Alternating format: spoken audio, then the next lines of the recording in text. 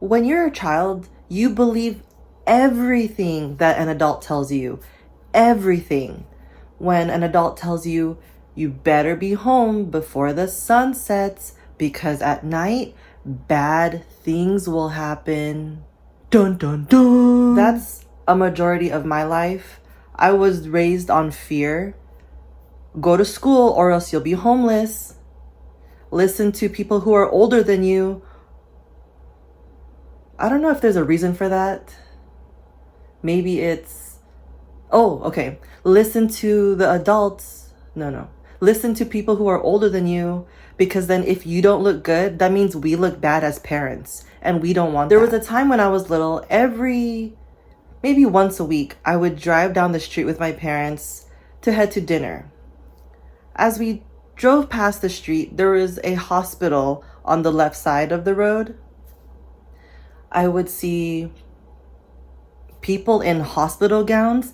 They'd be walking around the sidewalk outside of the hospital. I would ask my parents, what are they doing on the sidewalk?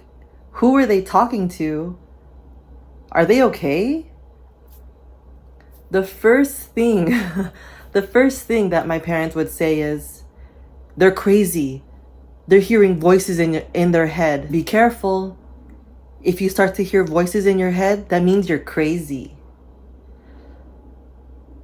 So can you imagine an 8-year-old little me hearing that come from adults?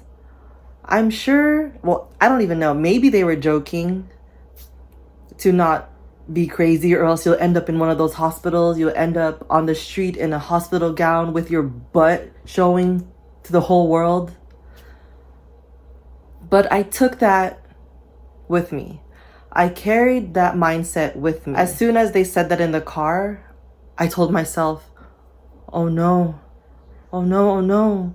I do hear voices in my head. Does that make me crazy? Am I crazy?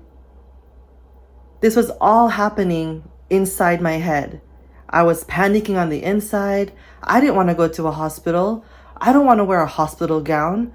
I don't want to look crazy in public on the sidewalk. Since then, when I have thoughts in my head and my thoughts are constantly running, I would freak out. I would panic. I would ask myself, control yourself. What's wrong with you? Why are you thinking so many thoughts? Do you really want to go to that hospital? Do you really want to be one of those patients? I felt like I had gone crazy. I didn't know what I was doing with my life. I still don't. It wasn't until I started reading books that I actually wanted to read where I learned that I'm not crazy. The thoughts that go into my mind, that doesn't make me crazy. I was afraid to think. I was afraid to have different thoughts coming and going throughout my brain. I didn't know how to control it. I was scared to tell people that I'm thinking so many thoughts at the same time, that I'm talking to myself. I'm not really sure when I started talking to myself, hearing random voices in my head.